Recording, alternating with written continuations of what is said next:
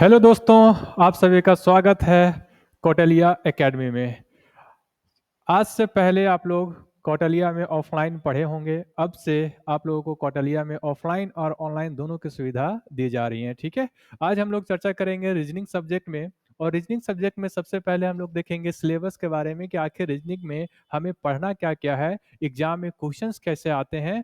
और उसके बाद हम लोग पढ़ेंगे नंबर ऑफ क्वेश्चन जो हर एक चैप्टर से पूछे जाते हैं वो क्या रहेंगे, किस प्रकार से पूछे जाएंगे। चलिए हम लोग शुरू करते हैं आज का सेशन। और आज के सेशन में सबसे पहले हम लोग सिलेबस के बारे में डिस्कशन करेंगे।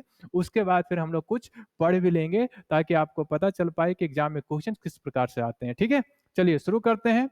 सभी लोग जुड़ जाइएगा लाइव। ठीक है, देखिए अगर हम यहाँ पर बात करें तो सबसे पहले जनरल इंटेलिजेंस एंड रीजनिंग, यानी हम इसको कहते हैं रीजनिंग के बारे में। ठीक है, यानी रीजनिंग एक बहुत बढ़िया सब्जेक्ट है जिसको पढ़ना आसान होता है, यानी समझना होता है, यानी आपको अपना दिमाग यूज करना पड़ता है इसमें। ठीक है, देखिए सबसे पहले अगर इसमें हम बात करें ना तो आपको यहाँ पर दिया गया है विषय सूची यानी सिलेबस।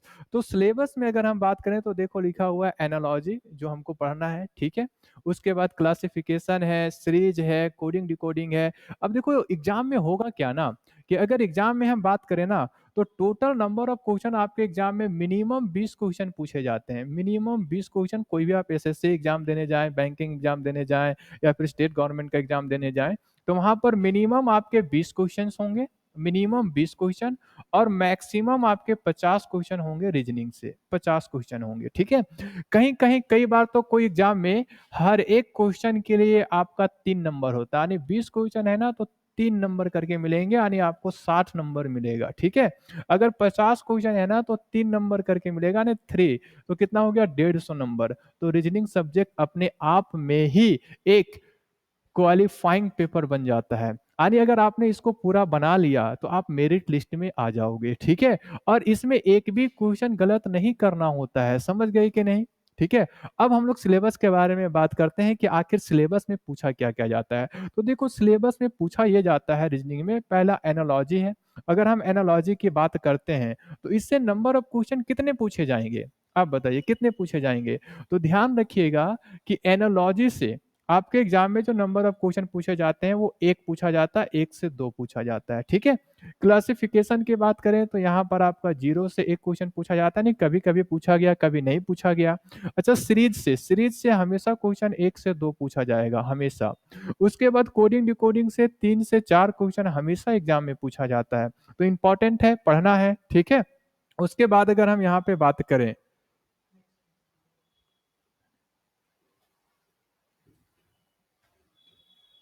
चलिए अगर हम यहाँ पर बात करते हैं इसमें तो देखिए आपका कोडिंग डिकोडिंग 3 4 क्वेश्चन हो गया। उसके बाद आपका हो गया ब्लड रिलेशन, इससे भी आपके एग्जाम में 1 से 2 क्वेश्चन रहेंगे।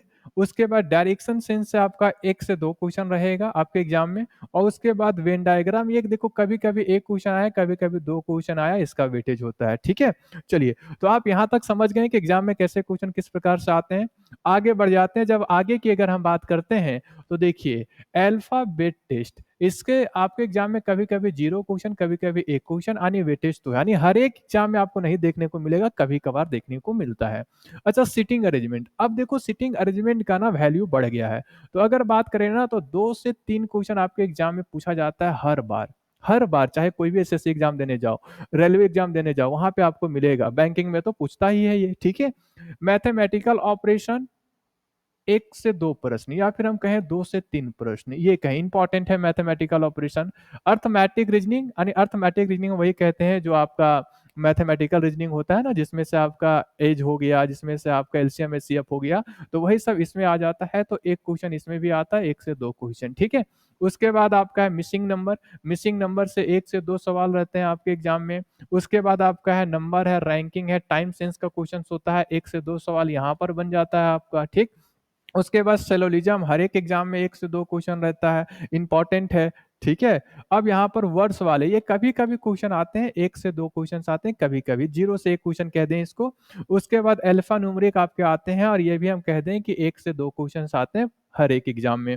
और उसके बाद पजल टेस्ट, देखो अब पजल टेस्ट पहले नहीं आता था लेकिन अब आने लगा है। तो यहाँ पर हम बात करें 1 से 2 प्रश्न आपके पेपर में देखने को मिलेगा। ठीक है, चलिए, अगर हम यहाँ तक बात कर रही है तो उसके बाद देखो, अब हमें जो रीजनिंग पढ़ना है ना, एक पढ़ना रहता है नॉन वर्बल रीजनिंग और एक हमें पढ़ना है critical reasoning. Non verbal reasoning में करीब करीब हमारा 4 से 5 चैप्टर आ जाते हैं और क्रिटिकल रीजनिंग में भी हमारे 4 से 5 चैप्टर आ जाते हैं। जैसे नॉन वर्बल में कहें तो क्या क्या आ जाता है, तो नॉन वर्बल में एक आपका आ जाता है डाइस, ये आ जाता है, ठीक है। उसके बाद आपका आ जाता है counting of figure, counting of figure, counting of figure, ये आपका आ जाता है। उसके बाद आ जाता है मिरर वाटर इमेज, देखो ये सब आ जाते हैं, mirror and water image, mirror and water image.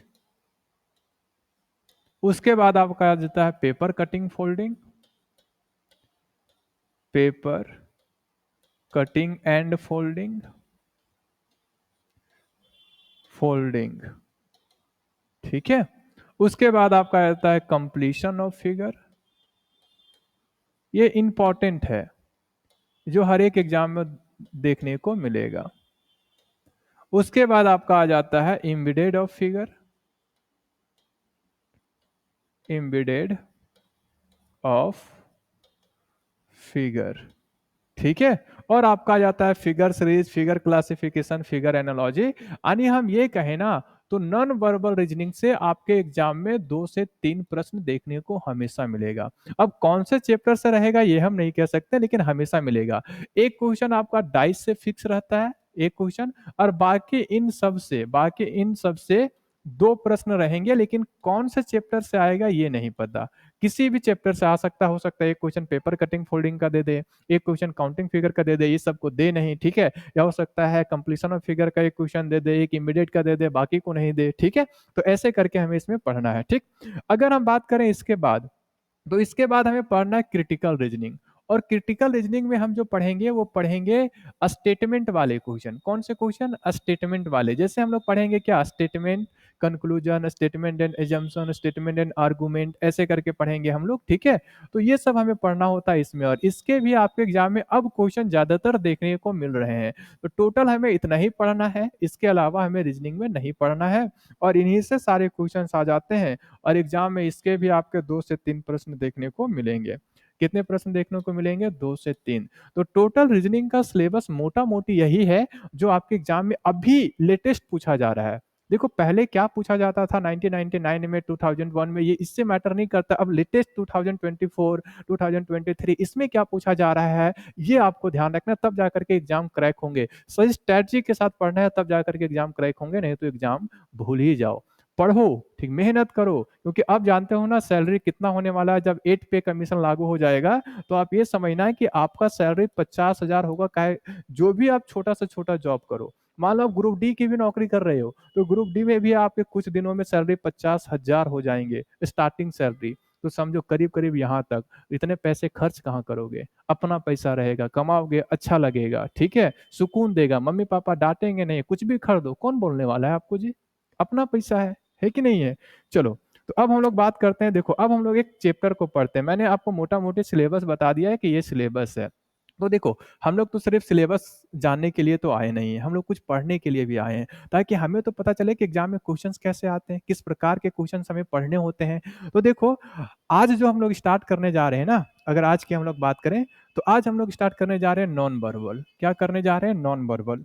और इस नॉन वर्बल में हम आपको इतना बता दें कि आपके एग्जाम में ना क्वेश्चन 3 से 4 श्योर शॉट बनता है।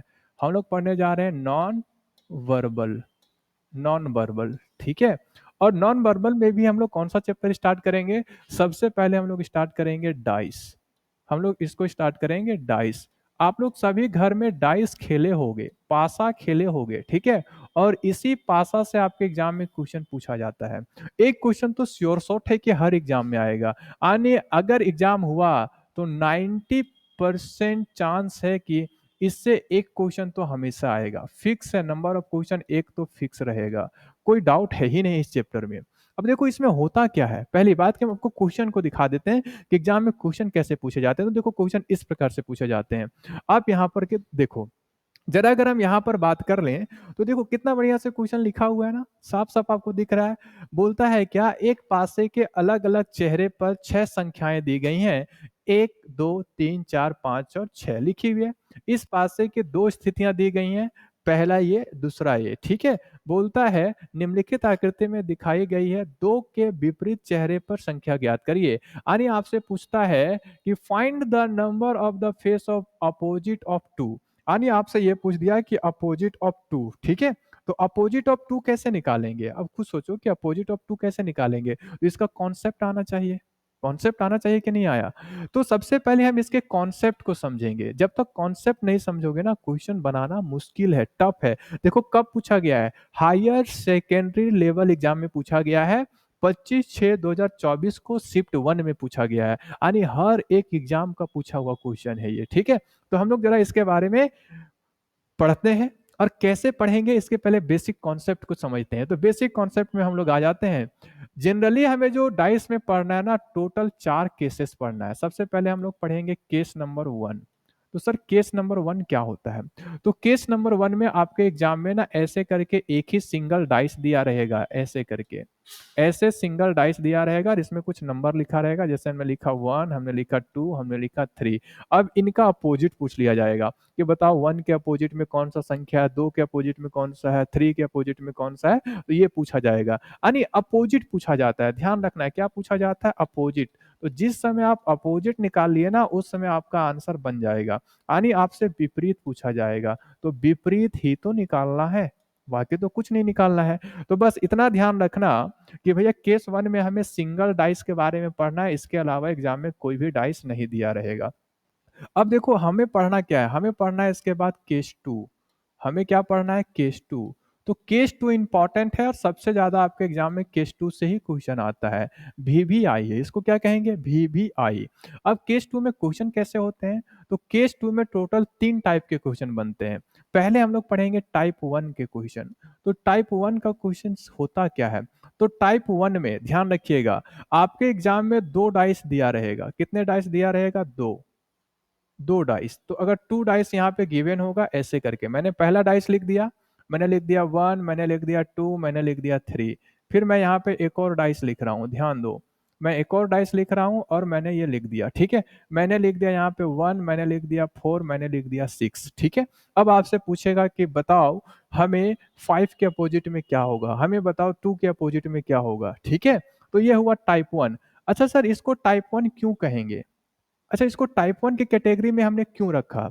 अरे कुछ तो देखना होगा ना, कुछ तो पहचानना होगा। तो इसको टाइप 1 की कैटेगरी में हमने इसलिए रखा क्योंकि जब इन दोनों डाइस को, इस पहले डाइस को और इस दूसरे डाइस को हम ध्यान से देख रहे हैं, तो आपको पता चल रहा है कि दोनों में एक ऐसा संख्या है, एक ऐसा नंबर है जो कॉमन है। इसमें भी एक कॉमन है, इसमें भी एक कॉमन है। तो जब दोनों पासा में एक संख्या कॉमन हो, तो इसे कहेंगे वन कॉमन के क्वेश्चन। यानी अभी जो आप पढ़ने जा रहे हो वो वन कॉमन के क्वेश्चन आप पढ़ोगे। यानी ध्यान रखना, वन कॉमन पहचान लोगे। कोई भी अल्फाबेट, कोई भी नंबर, कोई भी सैम्बल अगर कॉमन रहा, लेकिन एक ही कॉमन होना चाहिए, एक से ज्यादा कॉमन नहीं होना चाहिए, तो उसको वन कॉमन कहेंगे, ठीक है। अब हम लोग बात करते हैं किस पे? अब हम लोग बात करते हैं टाइप 2 पे। तो अगर हम टाइप 2 की बात करें, तो टाइप 2 में आखिर पढ़ना क्या है भैया? देखो टाइप 2 में, तो टाइप 2 में हम लोग पढ़ेंगे 2 डाइस। देखो इसमें भी 2 ही डाइस रहेगा। देखो केस 2 में हमेशा 2 डाइस रहेंगे, लेकिन एक टाइप 1 होगा, एक टाइप 2 होगा, एक टाइप 3 होगा। तो इसमें भी कितने डाइस होंगे? तो आप कहोगे सर इसमें भी 2 ही डाइस होगा। इसमें नंबर हमने लिख दिया ए, मैंने लिख दिया बी, हमने लिख दिया सी, ठीक है। फिर मैंने यहाँ पे फिर एक डाइस लिया और फिर मैं यहाँ पर कहूँ कि इसमें भी अल्फाबेट लिखेंगे। जब इसमें अल्फाबेट लिख रहे हैं तो हमने लिखा यहाँ पे ए, मैंने लिखा डी और यहाँ लिखा बी। अब इसको हम लोग टाइप 2 के कैटेगरी में रखेंगे। अच्छा टाइप 2 के कैटेगरी में क्यों रखेंगे? इसमें ये टाइप 1 और टाइप 2 में अंतर क्या है? इसमें भी 2 डाइस है, इसमें भी 2 डाइस है, लेकिन इसमें डिफरेंस क्या है? तो इसमें डिफरेंस ये है कि इसमें एक ही संख्या था जो कॉमन था, लेकिन इसमें दो दो कॉमन है। देखो इसमें ए बी कॉमन है, तो यहाँ पर ए बी कॉमन है, 2 कॉमन है। जब 2 कॉमन होंगे तो इसे कहेंगे 2 कॉमन के क्वेश्चन। इसको क्या कहेंगे? 2 कॉमन के क्वेश्चन। यानी ये जो है आपका 2 कॉमन का क्वेश्चन है, ठीक है। तो अब हम लोग 2 कॉमन भी सीख लिए। यानी केस 2 इंपॉर्टेंट है, इसमें 2 डाइस रहेंगे लेकिन 3 टाइप के सवाल बनेंगे। अब हम लोग बात करते हैं टाइप थर्ड पे। तो टाइप थर्ड में होगा क्या? तो हम लोग पढ़ेंगे टाइप थर्ड पे। तो टाइप थर्ड, इसमें भी कितने डाइस रहेंगे? तो इसमें भी कहोगे आप 2 ही डाइस रहेगा, 2 ही डाइस। मैंने लिख दिया यहाँ पे ए, मैंने लिख दिया यहाँ पे बी, मैंने लिख दिया सी। फिर मैं यहाँ पे लिख रहा हूँ, ध्यान देना, फिर मैं यहाँ पे लिख रहा हूँ, मैंने लिख दिया यहाँ पे डी, मैंने लिख दिया यहाँ पे ई और मैंने लिख दिया यहाँ पे एफ, ऐसे करके। तो बताओ इसमें भी 2 ही डाइस है, लेकिन इसको पहचानेंगे कैसे? तो इसको इस प्रकार से पहचानेंगे कि इसमें कोई भी नंबर कॉमन नहीं है। देखो ए बी सी डी अलग है, डी ई एफ अलग है, तो ध्यान रखिएगा इसमें नो कॉमन बन रहा है। क्या बन रहा है? No common. तो ध्यान रखिएगा ये इंपॉर्टेंट है, इंपॉर्टेंट है, ध्यान रखना। केस 2 वेरी वेरी इंपॉर्टेंट है, इसमें 3 टाइप के सवाल बनते हैं, 1 कॉमन, 2 कॉमन और नो कॉमन। पहचान लोगे? 2 डाइस जब भी रहेगा 3 ही टाइप के सवाल बनेंगे, या तो 1 कॉमन होगा, या तो 2, या तो कोई भी नहीं। अच्छा, केस 2 इंपॉर्टेंट था। उसके बाद हम लोग पढ़ेंगे केस थर्ड। उसके बाद हम लोग क्या पढ़ेंगे? Case third. अब केस थर्ड में क्या होगा? तो अब एग्जाम में 2 क्वेश्चन आया था, यानी 2 ही डाइस दिया हुआ था। अब आपके एग्जाम में 2 से ज्यादा डाइस देखने को मिलेगा, यानी मोर देन 2 डाइस आपके एग्जाम में देखने को मिलेंगे। मोर देन 2 डाइस कहने का मतलब है कि 2 से ज्यादा पासा, 2 से ज्यादा पासा आपको एग्जाम में देखने को मिलेगा। ठीक है, यहां पर कितने पासा थे? 2। अब 2 से ज्यादा देखने को मिलेगा, यानी 3, 4, 5 ऐसे देखने को मिलेगा।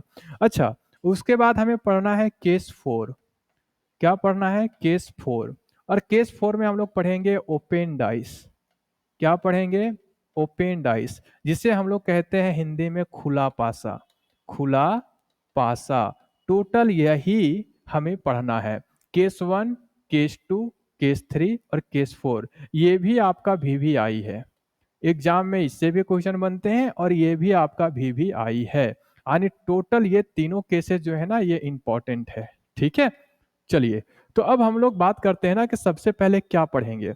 तो सबसे पहले जो हम लोग पढ़ेंगे वो पढ़ेंगे केस 2, क्योंकि ये वेरी वेरी इंपॉर्टेंट है, VVI केस 2। ठीक है, तो चलिए हम लोग शुरू करते हैं केस 2 पे।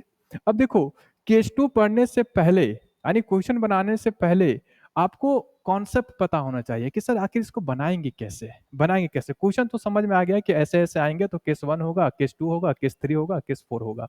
लेकिन अब इसको बनाने के लिए ना आपको थोड़ा सा कॉन्सेप्ट समझ में आना चाहिए। कॉन्सेप्ट क्या है? कॉन्सेप्ट क्या है? ठीक है, आप लोग डाइस देखे होंगे कि भाई डाइस ऐसे होता है। अगर मैं इसका 3D फिगर बनाऊं, 3D फिगर बनाऊं ना ऐसे करके, ऐसे करके अगर मैं 3D फिगर बनाऊं डाइस का, तो आपको पता है कि ये वाला होगा। ये 3D फिगर है, देखो ये एक डाइस है, देखो एक डाइस है कि नहीं है? ठीक है, ऐसा ही होता है डाइस। अब इसमें क्या होगा ना कोई नंबर होगा लिखा हुआ, या ABCD होगा, या फिर आपका 1 2 3 4 होगा, या कोई सिंबल में होगा। ठीक है, लेकिन होंगे कितने? 6, क्योंकि इस डाइस में 1 से लेकर के 6 सतह है।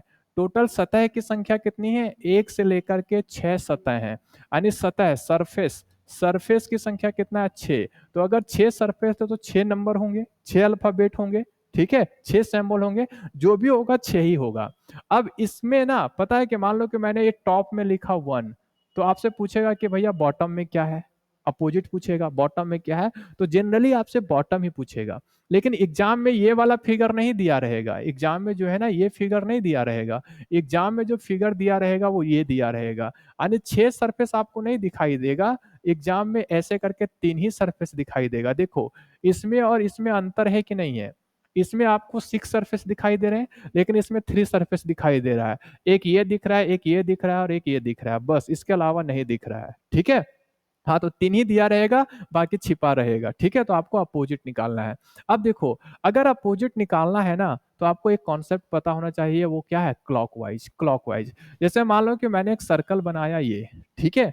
अब मैं कहूँ ना, मैं यहाँ पर कहूँ कि यहाँ पर मैंने लिख दिया कि ये 12 बज रहा है। ठीक है, उसके बाद 1, उसके बाद 2, उसके बाद 3, उसके बाद 4, 5, 6, उसके बाद 7, 8, 9, उसके बाद 10, उसके बाद 11। तो अगर अभी घड़ी का कांटा 12 पे है, तो उसके बाद कहाँ जाएगा? तो उसके बाद कहोगे सर क्लॉकवाइज डायरेक्शन में जाएगा, यानी क्लॉकवाइज कहने का मतलब है कि अब वो 1 पे जाएगा, ऐसे जाएगा ना 1 पे। तो 1 के बाद कहाँ 2 पे, 2 के बाद कहाँ 3 पे, 3 के बाद 4 पे। तो ऐसे की ओर बढ़ना इसको कहते हैं क्लॉकवाइज। तो सबसे पहले जो हम लोग तरीका आजमाएंगे वो क्लॉकवाइज का अपनाएंगे, जिसे हम लोग कहते हैं हिंदी में दक्षिणावर्त।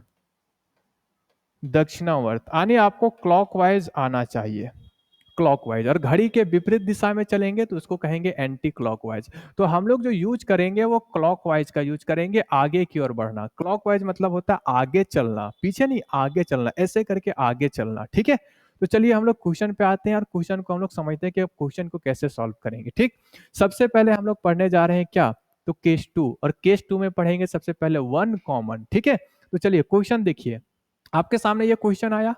ठीक है, आपके सामने क्वेश्चन आया, 6 number 1 2 3 4 5 and 6 are written on different face of our dice, two position of this dice are show in the following figure, find the number 1 the face opposite to 2। आपसे ये पूछ दिया गया कि बताओ 2 के अपोजिट में क्या होगा, 2 के अपोजिट में क्या होगा।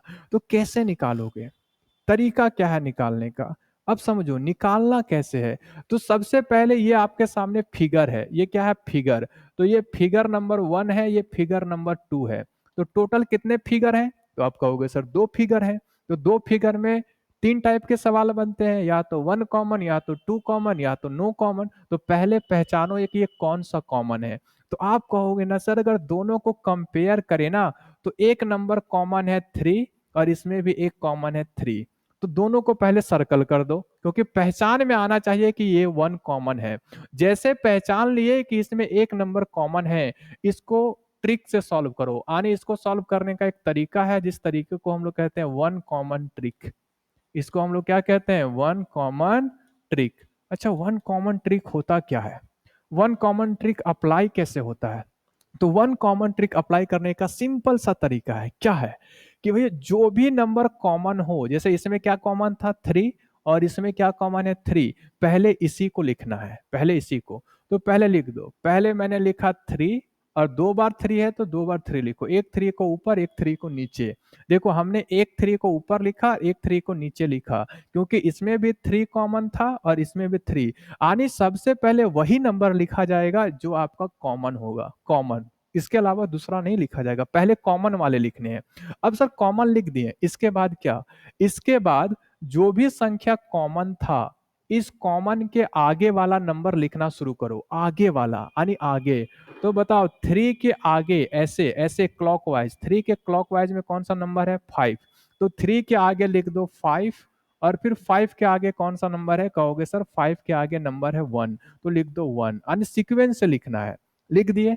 उसके बाद यहाँ पर भी 3 के आगे कौन सा नंबर है 2, तो पहले लिखेंगे 2, 3 है, 3 के आगे कौन सा 2, अच्छा 2 के आगे कौन सा नंबर है 4, तो भैया लिख दो 4, हमेशा आगे वाला क्लॉकवाइज। ठीक है, अब देखो ये जो ऊपर नीचे आया ना, टॉप और बॉटम में, यही एक दूसरे का अपोजिट आया, इसी को कहते हैं 1 कॉमन ट्रिक। यानी 1 के अपोजिट में 4, 4 के अपोजिट में 1, 5 के अपोजिट में 2, 2 के अपोजिट में 5, लेकिन क्या 3 के अपोजिट में 3 आएगा, बोलोगे नहीं सर दूसरा आना चाहिए, 3 का 3 कैसे होगा। तो बताओ 1 से लेकर के 6 तक में कौन सा संख्या यहाँ नहीं है, बोलोगे 1 है, 2 है, 3 भी है, 4 भी है, 5 भी है, लेकिन 6 नहीं है, क्योंकि 6 नहीं है तो यहाँ पे 6 आएगा। तो 3 के अपोजिट में 6, 6 के अपोजिट में 3। तो आपसे पूछा क्या गया है, आपसे पूछता है अपोजिट टू 2, 2 के अपोजिट में क्या है, तो भैया 2 यहाँ पर है ना, तो इसके अपोजिट में 5 हो जाएगा। यानी नीचे वाला पूछा है, नीचे का दिया है, ऊपर का पूछा है, तो आपका आंसर क्या हो जाएगा, ऑप्शन नंबर बी। क्या हो जाएगा, ऑप्शन नंबर बी करेक्ट है, यानी 2 के अपोजिट 5 है। समझ में आ गया, हमेशा क्लॉकवाइज चलना है। ठीक है, आगे जो भी संख्या कॉमन होगा, कॉमन के आगे वाला नंबर चलना है। ठीक है, जैसे यहाँ पे कॉमन क्या था 3, 3, 3 के आगे लिखा हमने 5, 5 का आगे लिखा 1, तो 1 ऐसे करके आगे आगे चलो लिख दो, उसके बाद जो भी नीचे ऊपर आएंगे वो अपोजिट होगा। चलो नेक्स्ट क्वेश्चन आपको बनाना है। अगर नेक्स्ट क्वेश्चन की हम बात करें तो यहाँ पर भी सेम क्वेश्चन है। ये कब पूछा गया, हायर सेकेंडरी लेवल 25/6/2024 में पूछा गया, शिफ्ट 2, पिछले साल का ही सवाल है। ठीक है, 24 का ही, देख लो एसएससी का ही सवाल है। ठीक है, हायर सेकेंडरी लेवल समझते हो ना, है। चलो अब देखो ये यहाँ पर, अच्छा क्वेश्चन कैसे बनाओगे, बताओ कैसे बनाओगे। पहले तो पहचानेंगे ना सर, बताओ कि कॉमन क्या है। तो आप कहोगे सर इसमें एक ही नंबर कॉमन है 3 और यहाँ पर भी कॉमन है 3, बोलोगे ठीक है ओके। तो वन कॉमन ट्रिक ये कहता है, वन कॉमन ट्रिक क्या कहता है, तो वन कॉमन ट्रिक ये कहता है कि सबसे पहले जो कॉमन होगा उसको लिखेंगे। तो लिख दो भैया, एक 3 को टॉप में, एक 3 को बॉटम में। अब इसके आगे के नंबर लिखो। तो कहोगे सर 3 के आगे क्या है 2, तो हमने लिख दिया 2। अच्छा 2 के आगे क्या है कहोगे 6, ठीक है, तो हमने लिख दिया 6, पहले इसको लिख लिया हमने। अब इस 3 के आगे लिखो, तो 3 के आगे क्या है तो कहोगे 1, 3 के आगे 1, 1 के आगे क्या है तो कहोगे 4, इसके आगे क्या है 4। यानी ये जो टॉप बॉटम आया यही एक दूसरे का अपोजिट आया, ठीक है। अच्छा यहाँ डबल 3 होगा क्या, नहीं। तो यहाँ पर डबल 3 के जगह पे क्या होगा, जो मिसिंग है 1 से 6 तक में, 1 से 6 तक में जो भी नंबर मिसिंग है, तो मिसिंग कौन सा है 5, तो यहाँ पे क्या आ जाएगा 5। डबल नहीं होगा। तो आपसे पूछा क्या गया है, बोलता है face opposite to 4, opposite to 4, तो 4 के अपोजिट में क्या होगा, तो आप आंसर कर दोगे 6। तो सही आंसर हो गया ऑप्शन नंबर सी, 6 हो गया। बोलो कोई दिक्कत है, पहचानने में कोई दिक्कत है, समझने में कोई दिक्कत है तो हमें बताओ। बोलोगे नहीं ना, ठीक है। चलो अब हम आगे बढ़ जाते हैं और एक क्वेश्चन जो है ना ये आपके लिए है, देखो क्या बोलता है। ये कब पूछा गया है, एसएससी जीडी 26/2/2024 का क्वेश्चन है, जीडी का क्वेश्चन है, ठीक है। तो देख लो, अब आपसे पूछा गया है कि नीचे एक पासे के दो स्थितियां दी गई हैं। आपसे पूछता है के वाले फलक के विपरीत बताओ क्या होगा। तो आपसे पूछा है के अपोजिट। तो आप समझो ना, सबसे पहले हम क्या करेंगे, भैया दो ही डाइस है ना, एक ये है और एक ये है। तो जब दो डाइस होता है तो पहले ये देखते हैं कि ये 1 कॉमन पे है कि 2 के या फिर 9। तो अब देखो पहचानो कॉमन क्या है। तो आप कहोगे सर यहाँ पर भी है और यहाँ पर भी है, तो एक ही कॉमन है। बोलोगे ठीक है एक ही कॉमन है, तो आसान हो गया। पहले भी को ऊपर लिखेंगे, उसके बाद उसके नीचे एक और भी। अब इसके आगे वाले नंबर को एकदम लिखते चलो। तो अब देखो जब लिखेंगे ना तो इसके आगे कौन सा है क्यू, बोलोगे क्यू लिख देते हैं। अब इसके आगे क्यू के आगे कौन सा है तो कहोगे पी लिख देते हैं, बोलोगे ठीक है पी हो गया। अच्छा इसके बाद इसका लिखते हैं, भी के आगे क्या है तो कहोगे के लिख देते हैं। अच्छा के के आगे क्या है तो कहोगे आर लिख देते हैं। अब आपसे पूछा क्या है, तो पूछता है के अपोजिट। तो इतना पता है कि के अपोजिट क्या होगा क्यू, तो आंसर कर दो क्यू। यहाँ वाला छोड़ दो क्योंकि यहाँ वाला नहीं पता है कि क्या होगा, क्योंकि क्वेश्चन में ही दिया नहीं है, नहीं दिया है तो छोड़ देते हैं, कुछ नया होगा। समझ में आया कि नहीं आया, क्लियर है। चलो आगे बढ़ते हैं और क्वेश्चन देते हैं, देखते हैं कि किसका पूछा गया है। लो ये भी जीडी का क्वेश्चन है। अब देखोगे एसएससी जीडी 7/3/2024 का क्वेश्चन है, तो इसको भी बनाइए। कितना टाइम लगता है बनाने में, एक बात बताओ कितना टाइम लगेगा बनाने में। चलो तो अभी हम लोग क्या पढ़ रहे हैं, वन कॉमन पढ़ रहे हैं, ध्यान रखिएगा। वन कॉमन पहले तो आपको पहचानना सीखना है, फिर आपको सॉल्व करना है, ठीक। देखो कॉमन क्या है जी, आप कहोगे सर 4 इसमें भी है 4 इसमें भी है। तो एक 4 को आप इधर लिख दो, एक 4 को आप इधर लिख दो, नीचे एक को ऊपर। अब आगे बढ़ जाओ, ठीक है। जब 4 के आगे बढ़ रहे हैं तो यहाँ पे 2 है, और 2 के आगे बढ़ रहे हैं तो यहाँ पे 1 है, ठीक है, ऐसे ही करके। अब अगला बताओ, यहाँ पर 4 के आगे क्या है 3 है, तो आप लिख दो 3 को, और 3 के आगे क्या है 5 है, इसको लिख दो। देखो 3 के आगे क्या है 5।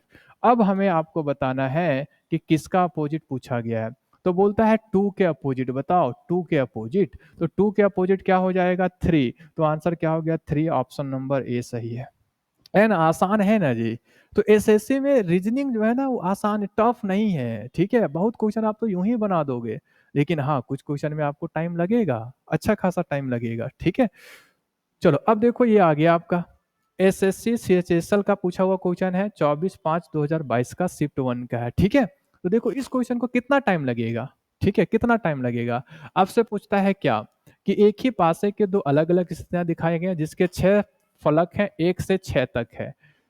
यदि पासा 6 पर टिका हुआ है, 6 पर टिका हुआ है मतलब क्या है, नीचे की ओर वो 6 है, तो ऊपर की ओर पूछा हुआ है। टिका हुआ मतलब आपका पैर कहाँ टिका हुआ है, टिका हुआ आपका नीचे है ना पैर, तो ऊपर माथा कहाँ पर है, ऊपर है, ठीक है, टॉप में, तो वही पूछता है। तो ये 6 पर नीचे है तो ऊपर में क्या होगा, 6 के ऊपर क्या होगा। तो देखो एक बात बताओ कि कॉमन क्या है, तो कहोगे सर 6 और 6 कॉमन है। तो हमें बताओ एक 6 को ऊपर लिखेंगे, एक 6 को नीचे लिखेंगे, इसके आगे लिख दो। 6 के आगे क्या है 3, 3 के आगे क्या है 5, ठीक है, ये हो गया। 6 के आगे क्या है 4, और 4 के आगे क्या है आपका 2, तो ये लिख दिए हमने। अब आपसे पूछता है कि भैया अगर ये 6 है ना नीचे की ओर टिका हुआ है तो इस 6 के ऊपर क्या होगा, तो 6 के ऊपर तो 6 होगा नहीं, तो यहाँ पे कौन सा नंबर मिसिंग है जी, तो आप कहोगे ना सर यहाँ पे 1 है ही नहीं, तो यहाँ पर 1 हो जाएगा, तो अगर 6 नीचे है तो 1 ऊपर हो जाएगा, तो सही आंसर ऑप्शन क्या हो जाएगा, सी हो जाएगा। ठीक है, क्लियर है ना, इतना समझ में आ गया, ठीक, ओके। तो ये क्वेश्चन आपके होमवर्क के लिए है, ये क्वेश्चन आपको बनाना है और इसका आंसर भी करना है, ठीक है। ऐसे करके यहाँ पे 6 दिया हुआ है, देखो 6 डॉट दिया हुआ है, 1 2 3, यहाँ पर 6 है, तो पहचानो इसमें कॉमन क्या है, तो कहोगे सर ये 4 वाला जो है ना 4 डॉट और 4 डॉट कॉमन है, ठीक है। अब इसके अकॉर्डिंग आपको अपना आंसर करना है, ठीक है। तो आज के सेशन हम लोग यहीं रखते हैं, ठीक है। उम्मीद है कि आपको ये सारी चीजें एकदम बढ़िया से बेसिक से समझ में आ गया होगा। आप लोग ज्वाइन करिए कौटलिया एकेडमी, यहाँ पर आप लोग को ऑफलाइन ऑनलाइन दोनों सुविधा दिया जा रहा है। आप देख सकते हैं कि किस तरह के यहाँ पर पढ़ाई होती है, सारे प्रीवियस ईयर क्वेश्चन होते हैं, लेटेस्ट क्वेश्चन होते हैं, आपको टेंशन लेने डरने की जरूरत नहीं है, ठीक है। आइए ज्वाइन करिए, पढ़िए बढ़िया से, एक सरकारी नौकरी अपने पास अपने नाम रखिए, ठीक है दोस्तों। मैं अंशु कुमार आपसे अब विदा लेता हूं, अगली क्लास में मिलता हूं, जब आप ऑफलाइन या ऑनलाइन में जुड़ेंगे तो उसके साथ हम लोग मिलेंगे, ठीक है। Thank you everyone, have a good day, आप सभी को हैप्पी दिवाली, ठीक है। चलिए धन्यवाद।